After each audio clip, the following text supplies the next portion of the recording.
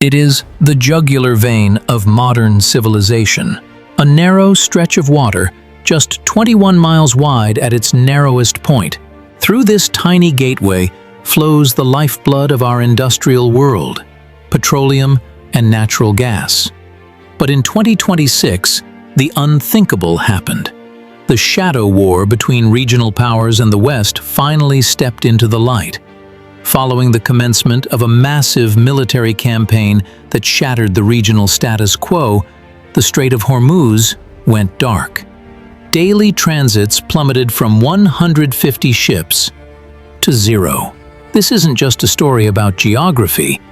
It's a story about how a single maritime corridor can bring the global economy to its knees.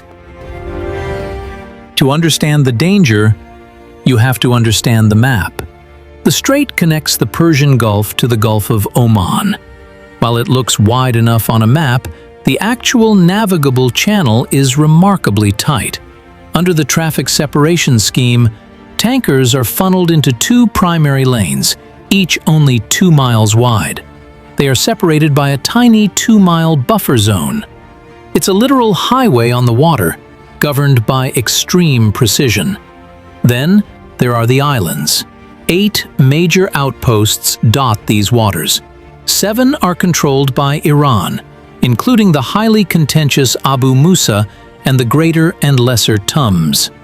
Though the UAE claims sovereignty, Iran has turned these islands into layered maritime fortresses, surveillance hubs that act as the gatekeepers of the Gulf. Why does this 21-mile gap matter so much? Because of what's inside the tankers. In 2025, an average of 20 million barrels of oil passed through here every single day. That is 25% of all seaborne oil trade on Earth.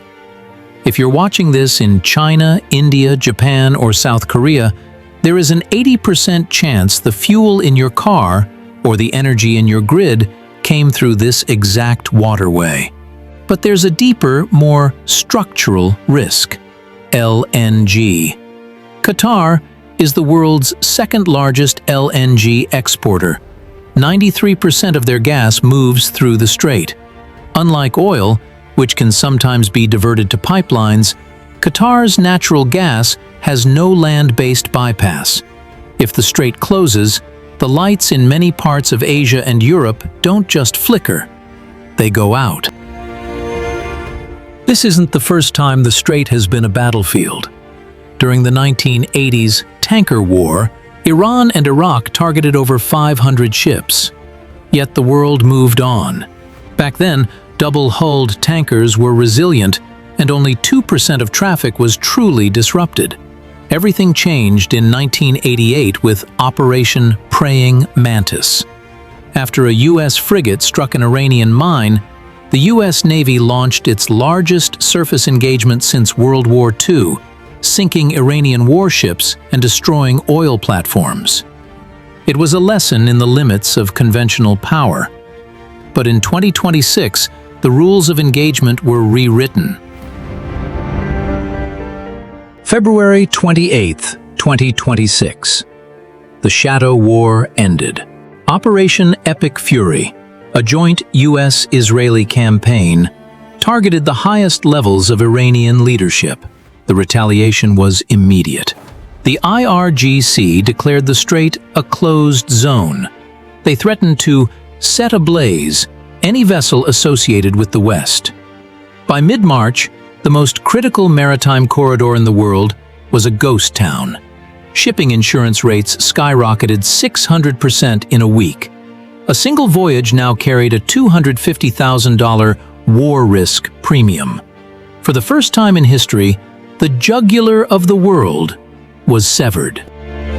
As the strait closed, the world looked for an escape hatch. Saudi Arabia's Petroline, a 1,200-kilometer system to the Red Sea, hit its maximum capacity of 7 million barrels a day for the first time in 45 years. The UAE pumped what it could through the Fujairah bypass.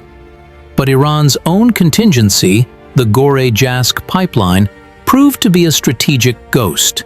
Despite years of promises, the terminal remained non-operational, leaving Iran's own economy trapped inside the very blockade they created. The shockwaves went far beyond gas stations.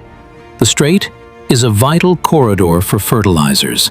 As ammonia and urea shipments stopped, agricultural costs exploded, threatening food security in Africa and South Asia.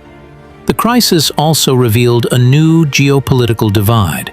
Europe, having diversified since the 2022 Ukraine crisis, was relatively insulated.